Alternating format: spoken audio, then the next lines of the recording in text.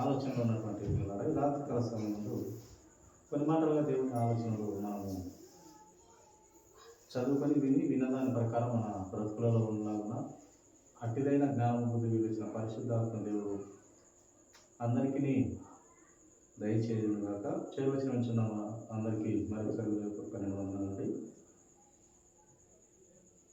యోబు గ్రంథము 13వ అధ్యాయము 15వ వచనము మరొకసారి మనం ధ్యానించామండి. ఇదిగో ఆయన నన్ను చంపినను నేను ఆయన కొరకు కనిపెట్టుచున్నాను, ఆయన సన్నిధిని నా ప్రవర్తన న్యాయమని రుజువు పలుకును. యోబు గ్రంథంలో వ్రాయించినటువంటి గొప్పదైన మాటను మనము చదువుకొని ఉన్నాం. ప్రియమైన దేవుని వారు, ఆయన నన్ను చంపినను నేను నా ప్రవర్తన దేవునికి నీతిగా ఉందని నేను కనపరుచుకుందును అని భక్తుడు ఇక్కడ బయలుపరుస్తూ ఉన్నాడు. దేవుని నమ్మకత్వాన్ని, ఆయన నమ్మిన నమ్మకాన్ని నేను కరెక్ట్గా ఉంటానని బయలుపరుస్తూ ఉన్నాడు భక్తుడు. ప్రియమైన వారు, ప్రవర్తనలో నన్ను దేవునికి కనపరుచుకుందును. నా ఆలోచనలో, ప్రవర్తనలో, ప్రతి విధమైన నా యొక్క నడక, నా యొక్క ఆలోచన విధానంలో దేవునికి నన్ను నేను కనపరుచుకుందును. ఆయన నన్ను చంపని అన్నీ తీసేశాడు నా దగ్గర నుంచి. అయినప్పటికీ నేను ఆ యొక్క దేవుణ్ణి నేను వదలని వాడిగా ఉంటున్నానని భక్తుడు మనకు బయలుపరుస్తున్నాడు. ఆ నమ్మకం కలిగి ఉన్నాడు భక్తుడు. ప్రియమైన వారు, ఇలాగ భక్తులందరూ కూడా మన దైవ గ్రంథంలో చాలామంది భక్తులు ఇదే నమ్మకాన్ని వాళ్ళు కనపరుస్తూ వచ్చినారు.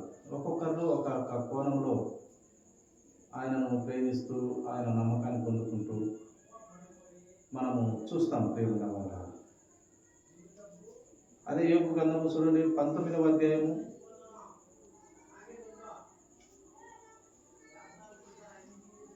16వ వచనం కూడా మనం 26వ వచనం చదువుతున్నామండి.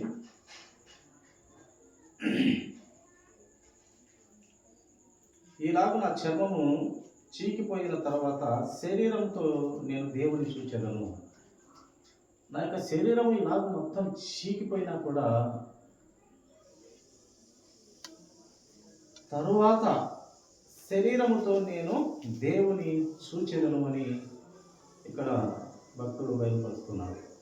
ఆ ప్రభు ఇచ్చిన వాగ్దానం కొంతమంది లోకంలో మనము వింటూ ఉంటాము, చెప్తూ ఉంటారు, అంతా ఇక్కడే అనుభవిస్తారు, ఇంకా చనిపోయిన తర్వాత ఇంకా ఏ జీవుడు ఎక్కడికి పోతాడో ఎంతతో మనకు తెలియదు, అంతా ఇక్కడే నరకము అన్నీ ఇక్కడే అనుభవించిపోతామని కొంతమంది తెలియనటువంటి దేవుని ఆలోచన ఎరుగున్నటువంటి వారు చెప్తూ ఉంటారు.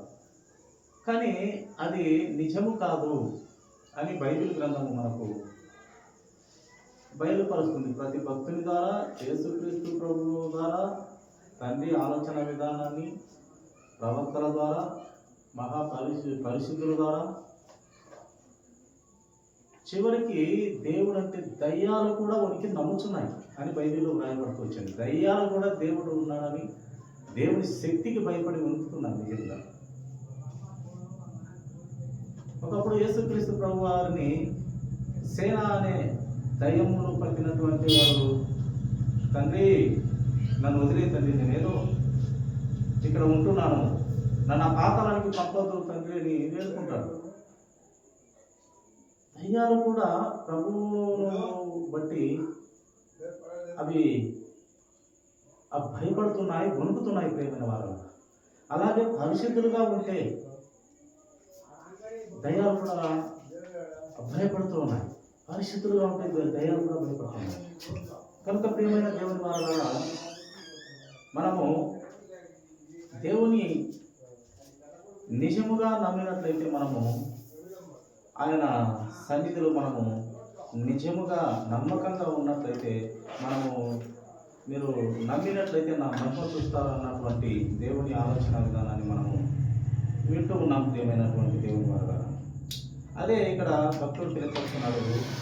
నా శరీరం చీకిపోయినా తరువాత శరీరంతో నేను దేవుని చూచేదను. శరీరం అంతా పోయినా కూడా నేను దేవుణ్ణి చూస్తాననే నమ్మకము, నిరీక్షణ, పట్టుదల, ఓర్పు, సహనం ఏబు గారిలో మనం చూస్తాం, అబ్రహాములో చూస్తాం. ఇంకా చాలామంది భక్తుల జీవితాలు, ఎంతమంది భక్తులు ఉన్నారు, చాలామంది గొప్ప సాక్షి సమూహం గ్రంథంలో మనకు దేవుడు వ్రాయించి ఉన్నాడు. కనుక ఈ నమ్మకము, ఈ విశ్వాసము, ఆ నిత్య జీవము చూడాలనే ఆ గురి, ఆ సంకల్పంలో ఉన్నటువంటి వారు ఎంతో దేవునికి నమ్మకస్తులుగా, ఆయన మాటల పట్ల విధేయత కలిగిన వారుగా మనము లేఖన భాగాల్లో మనము గమనించగలుగుతాం. ప్రేమనే దేవుని ప్రేమ. చూడండి, హబక్కూకు గ్రంథము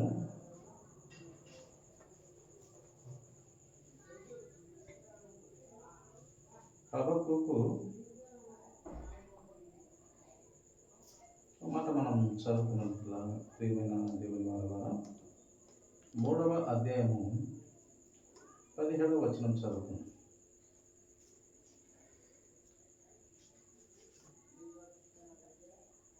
హబక్కూకు 3వ అధ్యాయము 17వ వచనం. అంజూరపు చెట్లు పోయకుండినను, ద్రాక్ష చెట్లు ఫలింపకపోయినను, ఒలివ చెట్లు కాపు లేకయుండినను, చేనులోని పైరు పంటకు రాకపోయినను, గొర్రెలు దొడ్డిలో లేకపోయినను, సాలలో పశువులు లేకపోయినను, 18వ మాటగా చూడండి, నేను యెహోవా యందు ఆనందించదను, పంట ఇచ్చినా ఇయ్యకపోయినా.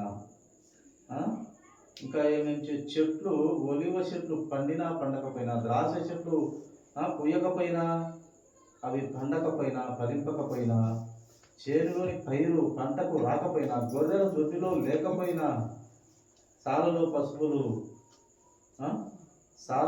పశువులు లేకపోయినా, ఆ యొక్క పశువులు దొడ్డిలో పశువులు లేకపోయినా నేనేం చేస్తానంటున్నాడు భక్తుడు? యెహోవా యందు ఆనందించేదను. ఏబు భక్తులు లాగా ప్రియమైన దేవుని వల్ల ఆయన ఇచ్చాడు, తీసుకున్నాడు, ఆయన నామముకే మహిమ కలుగును గాక అంటున్నాడు. నిజంగా ఒక పైరు వేసిన ఒక రైతు ఎంతో కష్టపడి, చాలా కష్టపడి పెట్టుబడులు తెచ్చి అప్పు చేస్తాడో ఏం చేస్తాడో ఎంతో పెట్టి ఆ దేవుని మీద నమ్మకంతో, లేదా వర్షం దేవుడే కురిపించాలి, వర్షం మీద నమ్మకంతో దేవుడు ఏదైనా దానికి కలుగజేస్తే ఏం చేయలేం, మానవంగా మనం ఏం చేయలేం. అంతే, ఇంకా పోయిందంటే ఈ పోయిన దాంట్లో దేవుని చిత్తం లేదు, దేవుడు ఇది మనకు అందించే ఉద్దేశం లేదు, అంతే, వదిలేయాలి అంతే. అది ఎవరి నుండి మనం నేర్చుకోవాలంటే దేవుడే మనకు నేర్పుతాడు.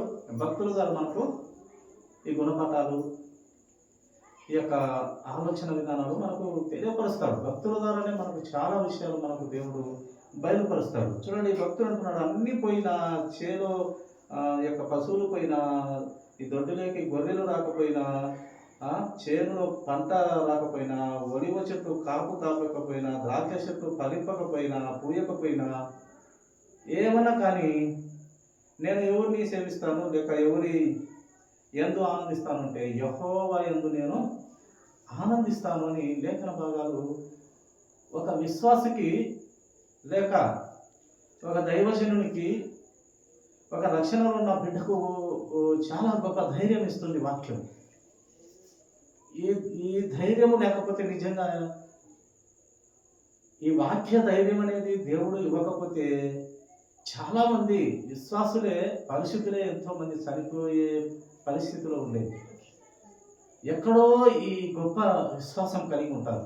ఎంత నష్టమన్నా జరగని, ఎంత బాధలన్నా జరగని, ఎరుపులు, ఇబ్బందులు, కుటుంబాలలో అయితే ఒక్కొక్కరికి అనారోగ్య పరిస్థితి తగ్గదు. విశ్వాసులే, నీతివంతులే, పరిశుద్ధులే అయినా తగ్గదు.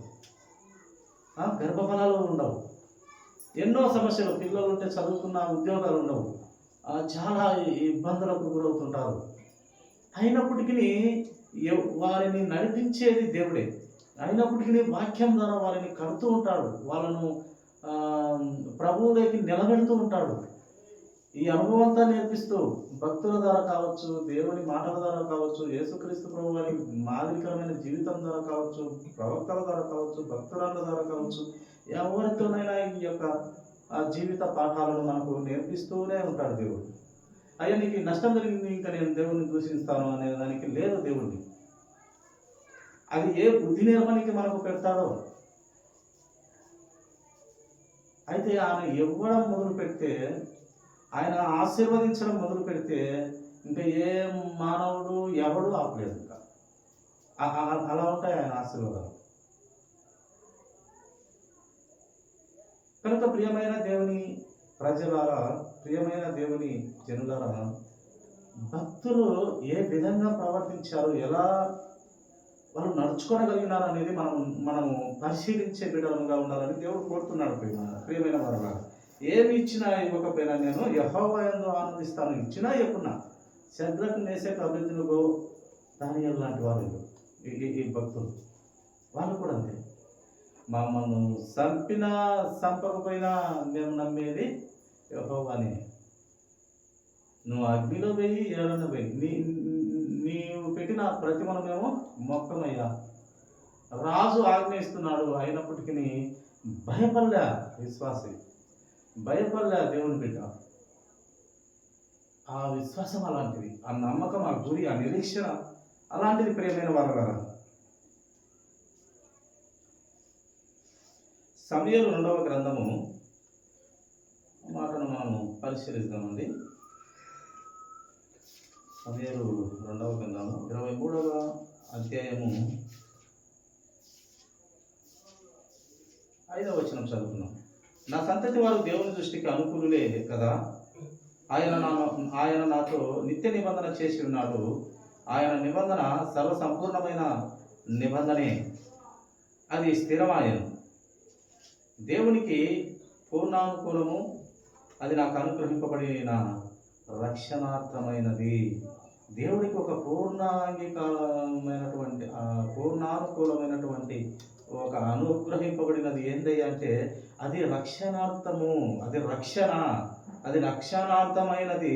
నిత్యముగా ఆయన దానిని నెరవేర్చును. ఆయన ఇచ్చిన వాగ్దానము నెరవేర్చే దేవుడిగా మనకు ఈ లేఖన భాగాల్లో మనము చూస్తాం. ప్రియమైన దేవుని వల్ల ఆయన వాక్యము చెప్పి, ఆయన నోటి మాటగా చెప్పి దాన్ని నెరవేర్చే దేవుడు. భక్తుల జీవితాలలో చాలా మంది వారిలో నెరవేర్చిన దేవుడుగా, మాట ఇచ్చి తప్పని దేవుడు అయితే మన దేవుడు కాదు యేసు ప్రభువు. ఆయన నెరవేర్చే దేవుడు. అయితే కొంచెం ఓపిక ఉండాలి. బెతస్దా కోనేటి దగ్గర ఆ యొక్క పక్షవాతంతో పడిన వాడు ఎన్ని సంవత్సరాల వరకు కలిగి ఉన్నాడు ఒక్కసారి మనం ఆలోచించాలి. 38 సంవత్సరాలు, 38 సంవత్సరాలు నడవలేని స్థితిలో అక్కడే పడి ఉన్నాడంట.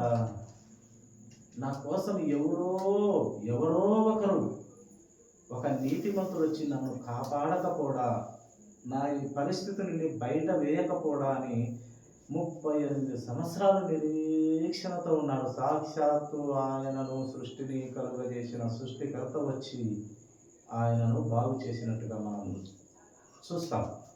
ఓర్పు, సహనము ఈ భక్తుని ద్వారా మీరు నేర్చుకున్నాను ఆయన అని దేవుడు ఆ భక్తుని ద్వారా మనకు బయలుపరిచినాడు. నీకు 2-3 సంవత్సరాల ఆ ఓర్పు, సహనం లేకపోతే ఆ భక్తునికి అతని జీవితం బాగుపడేది కాదు. ఇవన్నీ మనకు ఎందుకు రాసినాడు, ఎందుకు బయలుపరుస్తున్నాడంటే 38 సంవత్సరాల అతను అంత ఓర్పు కలిగి ఉన్నాడు. నడవలేని స్థితిలో ఎంత నిరీక్షణ కలిగి ఉన్నాడు.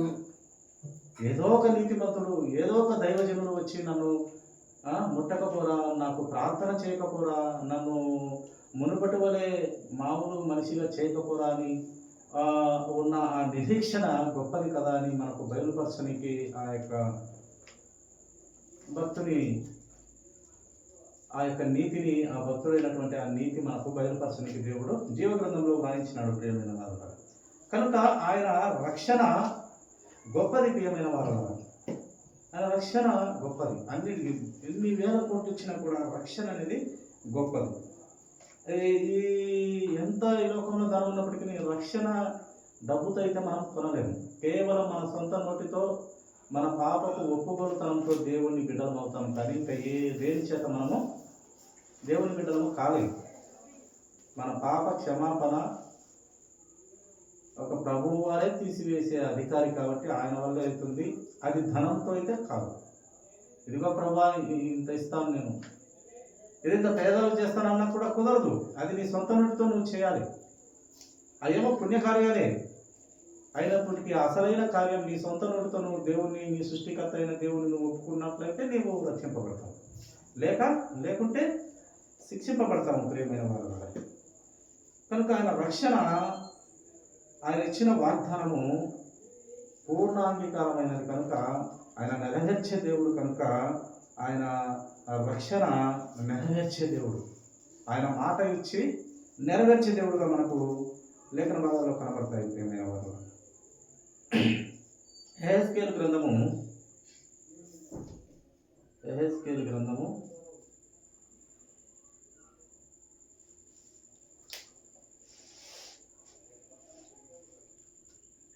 11వ అధ్యాయము 16వ వచనము మాట మనం చదువుకున్నాం. కాబట్టి దేవుని ఈ మాటలు ప్రకటింపుము, ప్రభువైన యెహోవా సెలవిచ్చినదేమనగా, దూరముగా ఉన్న అన్ని జనులలో నుండి నేను వారిని తోలివేసినను, ఆయా దేశంలో వారిని చెదరగొట్టినను, వారు వెళ్ళిన ఆయా దేశములలో కొంతకాలం నేను వారికి పరిశుద్ధాలయముగా ఉందును. చూడు, దేవుడు అంట ఆయన మనకు బుద్ధి నేర్పనికి వెలివేసిన, వేరే దేశాలకు పంపివేసిన ఆయనంట కొంతకాలము తోడుగా ఉంటాను. అబ్రహాముకు నీ దేశాన్ని విడిచి, నీ బంధువులను విడిచి నేను చెప్తున్నటువంటి దేశానికి వెళ్ళినప్పుడు ఆయన చెప్పిన మాట విన్నాడు, ఆయనకు తోడుగా ఉన్నాడు. ఆ చెప్పిన మాట విన్నాడు, అది నీతిగా అబ్రహాంకి ఎంచబడింది. దానిని బట్టి దేవుడు అతన్ని ఆశీర్వదించినాడు. కనుక ఆయన మాట విన్నవారిని ఆయన వేరే దేశాలకు పంపినను, దూరంగా ఉండినను, ఎక్కడ ఉన్నను, అడవిలో ఉన్నను, ఎక్కడన్నా ఉండని ఆయన తోడుగా ఉంటూ పరిశుద్ధాలముగా ఉండునట.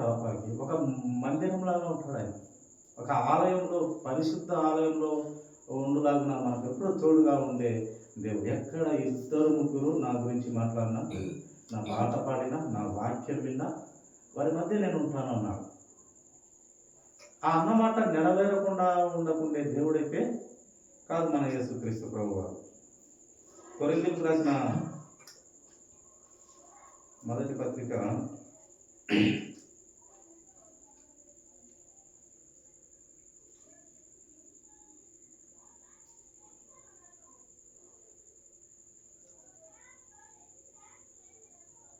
4వ అధ్యాయము 15వ వచనం మనం చదువుకున్నామండి. కొరింథీయులకు రాసినటువంటి 2వ పత్రిక 4:15. ప్రభువైన యేసును లేపినవాడు యేసుతో మమ్మల్ని కూడా లేపి మీతో కూడా తన ఎదుట నిలవబెట్టునని ఎరిగి మేము విశ్వసించుచున్నాము గనుక మాట్లాడుచున్నాము. మన ప్రభువైన యేసు క్రీస్తును లేపినవాడు మన తండ్రి అయిన దేవుడు లేపాడు. ఆయనను లేపినవాడు మమ్మల్ని కూడా లేపుతున్నాడని భక్తులు తెలియపరుస్తూ ప్రభువైన మన యేసయ్యను లేపినాడు మన తండ్రి, ఆయనను లేపినవాడు మనలను కూడా లేపుతాడు అని మేము ఆయనను ప్రకటిస్తున్నాము అని లేఖన భావం మనకు తెలియపరుస్తుంది. అసలు పునరుత్థానము లేదు అని అనుకున్నట్లయితే యేసుక్రీస్తు ప్రభువారు అసలు మరణమై తిరిగి లేచేవాడే కాదని లేఖనం మనకు బయలుపరిచింది. అసలు పునరుత్థానం లేదు అనుకున్నట్లయితే యేసుక్రీస్తు ప్రభువారు అసలు లేవకుండేవాడే కాదు అని లేఖనం తెలియదు. ఆయన లేచాడు అంటే మరణపు ముళ్ళు విరిచి లేచాడు, పునరుత్థానం ఉంది అని ఆ యొక్క కార్యాన్ని బట్టి, ఆ దేవుని గొప్పదైన ఆ మహిమను బట్టి మనము గుర్తించగలగాలి. అదే ఇక్కడ రాయిస్తూ వచ్చినాడు ప్రియమైన వారు. ప్రభువైన యేసును లేపిన వాడు యేసుతో కూడా మమ్మను కూడా లేపి, యేసయ్యను లేపిన దేవుడు మమ్మల్ని కూడా లేపుతాడు. ఇప్పుడు చనిపోతాము, తిరిగి మహిమ శరీరంలో మమ్మల్ని లేపగలుగుతాడు. అటువంటి శక్తి కలిగిన దేవుడిని మేము ప్రకటిస్తున్నాము, తెలియపరుస్తున్నాము. ఆయన శిలువ సువార్త వ్యర్థము కాకూడదని మేము తెలియపరుస్తున్నాము. ఆయన మరణమును ప్రచురం చేస్తున్నాము అని భక్తులు బయలుపరుస్తూ ఉన్నారు ప్రియమైన వారు. కనుక ఈ నమ్మకముతో దేవునిని ప్రకటిస్తూ ఉన్నారు. ఈ నమ్మకముతో దేవుణ్ణి తెలియపరుస్తూ ఉన్నారు. లక్షల్లో ఉన్నారట ఆయనను పేరు తెలియనటువంటి వారు. వారికి తెలియపరచండి. మీరు తెలియపరిచే వారినన్నా తెలియపరచనివ్వండి. కనుక ప్రియమైన దేవుని ప్రజలారా, దేవుని ఆలోచన విధానాలు మనము ఆ గ్రంథం నుండి పరిశీలించాలి ప్రియమైన వారు. చూడండి, కింది మాటగా కూడా మనము 16వ వచనం కూడా మనం చదువుకున్నాము. కావున మేము అధైర్యపడము, ఆ సృష్టికర్తను లేపిన తండ్రి మమ్మల్ని కూడా లేపుతాడు కనుక మేము ఆయనను ప్రకటిస్తున్నాము. ఈ విషయంలో మేము అధైర్యపోము, ధైర్యముగా ఉండగలము. అధైర్యమైతే పడము. కానీ మా బాహ్య పురుషుడు కృషించుచున్నను. ఈ ఈ బాహ్య పురుషుడు, ఈ కంటికి కనపడే ఈ పురుషుడు కృషించిపోయినా, సహనము కోల్పోయినా, ఒత్తిడికి గురి అయినా, ఈ అంతరంగ పురుషుడు, హృదయంలో ఉండే పురుషుడు, కంటికి కనపడని హృదయంలో ఉండే దేవుని నమ్మినటువంటి ఈ పురుషుడు అనుదినము నూతన పరచబడుతున్నాడు. ఈ హృదయం నుండే దేవుని బిడ్డ. ఈ శరీరం అయితే లోకానుసారము, లోక సంబంధము. శరీరం అయితే కేవలము నిష్ప్రయోజనము, ఆత్మే జీవింపజేస్తున్నదనే మాటను బట్టి ఈ శరీరం అయితే మనకు వ్యర్థమైన ఆలోచనలు ఇస్తుంది. కానీ హృదయం అలా కాదు ప్రియమైన మాట. ఈ హృదయంలో పరిశుద్ధాత్మ దేవుడు నిన్ను సత్యం వైపు తీసుకెళ్తాడు. ఎందుకయ్యా నిన్ను సత్యంలోకి తీసుకెళ్తాడంటే, నీ సొంత నోటితో పరిశుద్ధ దేవుణ్ణి ఒకప్పుడు నువ్వు స్వీకరించావు కనుక పరిశుద్ధాత్మ దేవుడు నీ హృదయం నుండి పొరపాటు ఆలోచన వచ్చినప్పుడు నిన్ను నన్ను ఎవరినైనా ఆయన వాక్యంతో గద్దిస్తాడు. నువ్వు ఒకనొక సమయం వాక్యం విన్న దానిని గుర్తు చేసి మళ్ళీ నిన్ను గద్దిస్తాడు, నిన్ను నన్ను అందరినీ కూడా. అది ఈ అంతరంగా ఉన్నటువంటి పురుషుడు, ఆ పరిశుద్ధాత్మ దేవుడు అలా పురికొల్పుతాడు ప్రియమైన వారు. అదే ఇక్కడ భక్తులు, అపొస్తలులు తెలియపరుస్తున్నటువంటి మాట. మేమైతే అధైర్యపోము. సరే, పొరపాటున మేము అధైర్యపోయినా, ఈ బాహ్య పురుషుడు, ఈ కంటికి కనపడే ఈ పురుషుడు ఒత్తిడికి లోడైనా, అధైర్యపడినా, మా హృదయంలో ఉన్నటువంటి దేవుని బిడ్డ, మా హృదయంలో ఉన్నటువంటి రెండవ వాడైనటువంటి హృదయంలో ఉండే ఈ యొక్క దేవుని బిడ్డ ఆయన ఊరుకుండడు. ఈ అంతరంగ పురుషుడు, ఈ హృదయంలో ఉండే అంతరంగ పురుషుడు దినము మాకు నూతన పరచబడుచున్నాడు. దినము మాకు వాక్యం నేర్పించి, వాక్యంలో సారాంశము, వాక్య భావం మాకు తెలియపరిచి మమ్మల్ని నూతన పరుస్తాడు. దినము నూతన పరుస్తాడు. దినము మాకు ఆలోచన ఇస్తాడు, బుద్ధి ఇస్తాడు, జ్ఞానం ఇస్తాడు. కనుక మేము ఈ బాహ్య శరీరం అయితే ఒక ఒత్తిడికి, ఈ లోక సంబంధానికి లోనైన అంతరంగిక పురుషుడు మమ్మల్ని క్రీస్తు వైపుకు అడుగులు వేసేలా చేస్తాడు అని వాక్య భావం మనకు బయలుపరుస్తుంది. ప్రియమైన దేవుని సంగమ, దేవుని పిల్లలారా, 2 మాటలు చదువుకుని మనం ముగించుకుందామండి.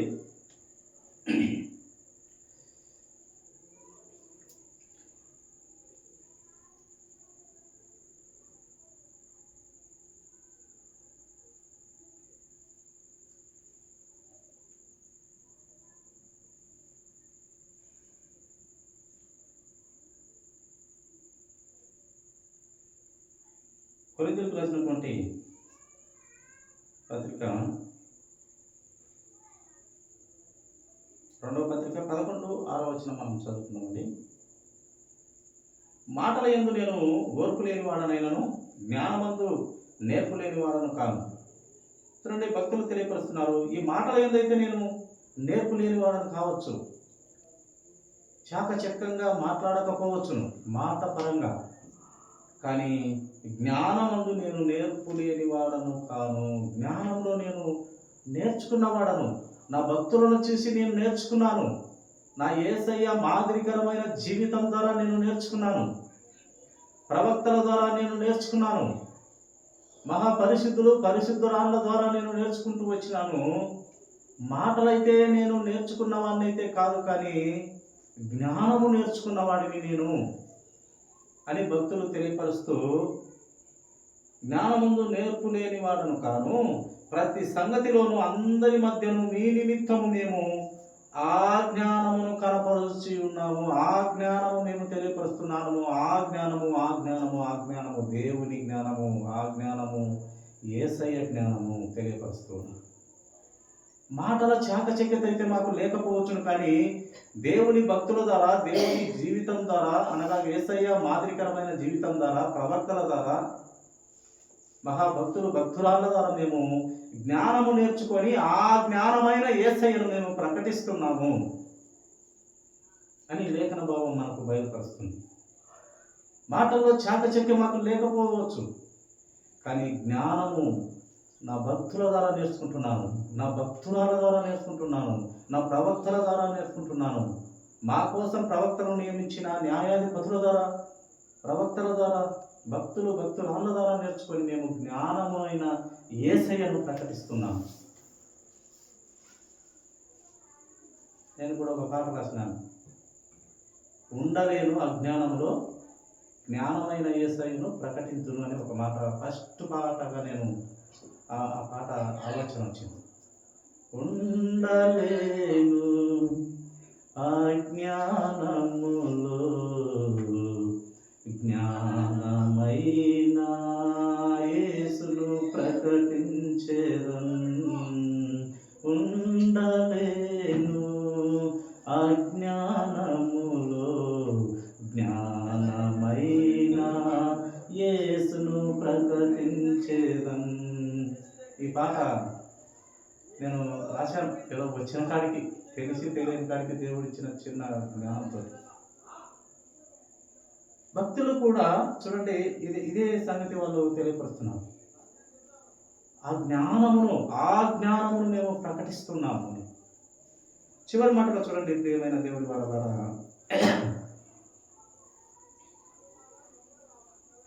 కొరింథీయులకు రాసిన 2వ పత్రిక 13:4 చదువుకొని ముగించుకుందామండి.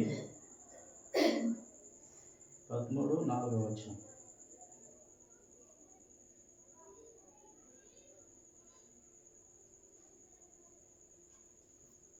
బలహీనతను బట్టి ఆయన సిలువ వేయబడెను, కానీ యేసుక్రీస్తు ప్రభువారు బలహీనతను బట్టి ఆయన సిలువ వేయబడెను, కానీ దేవుని శక్తిని బట్టి జీవించుచున్నాడు.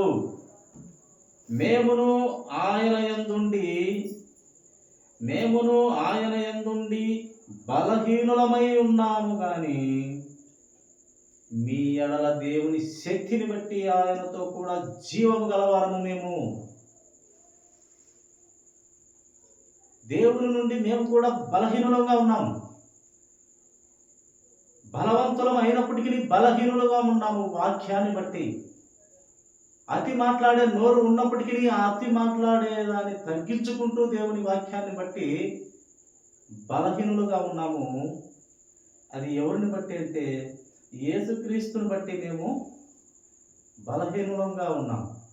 మాకు నేర్పించాడు ఆయన. మాకు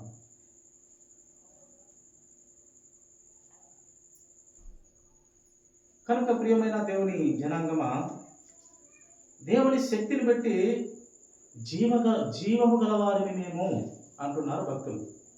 దేవుని శక్తిని బట్టి మేము జీవము గలవారిని, మరణపు ముళ్ళు విరిచేస్తాం మేము కూడా. భక్తులు చెప్తున్నటువంటి మాట ప్రియమైన మాట. మరణపు ముళ్ళు యేసయ్య మాకు మొదటి ఫలంగా విరిచేశారు, మేము కూడా మరణపు ముళ్ళు 2వ ఫలంగా విరిచేస్తాము. ఆ ధైర్యం ఏదంటే మా యేసయ్య మా చేతను మరణపు ముళ్ళు విరిచేస్తే పునరుత్థానమును గెలిచిన యేసయ్య మా యందు ఉన్నాడు, మాతో ఉన్నాడు. ఆ పునరుత్థానంలో మేము కూడా మరణపు ముళ్ళు విరిచేస్తాము. ఇప్పటికైతే మరణం అవుతాము. యేసయ్య వారి 2వ రాకడలో మేము కూడా మరణపు ముళ్ళు విరిచి మహిమ శరీరాన్ని ధరించుకొని క్రీస్తుతో కూడా మధ్యాకాశంలో 1000 సంవత్సరాలు పరిపాలన చేసి మళ్ళీ తండ్రితో కూడా యుగ యుగాల జీవితము తండ్రితో కూడా అనుభవించబోతున్నామని ఆ నమ్మకము గురి కలిగి ఉన్నారు భక్తులు ప్రియమైన వారు.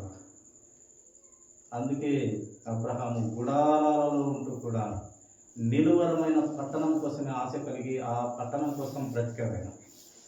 ఆస్తి ఉన్నప్పటికీ ఆ నిలువరమైన పట్టణం, ఆ దేవుని పట్టణం, ఆ పరలోక రాజ్యం కోసం ఎదురు చూసినటువంటి అబ్రహాం భక్తులందరూ కూడా ఆ పట్టణం కోసం ఎదురు చూసి ఈ కాల గర్భంలో అందరము రుచి చూడవలసిన వారే కనుక మరణము రుచి చూసినా తిరిగి రెండవ రాకడగా యేసుక్రీస్తు వారు రెండవ రాకడగా వచ్చినప్పుడు మరణమును మనము జయించే బిడ్డలముగా, పునరుత్థానములో లేపబడే బిడ్డలముగా మనము దేవుడు ఆశీర్వదించబోతున్నాడు. ఆయన మాట వాగ్దానము నెరవేర్చబోతున్నాడు.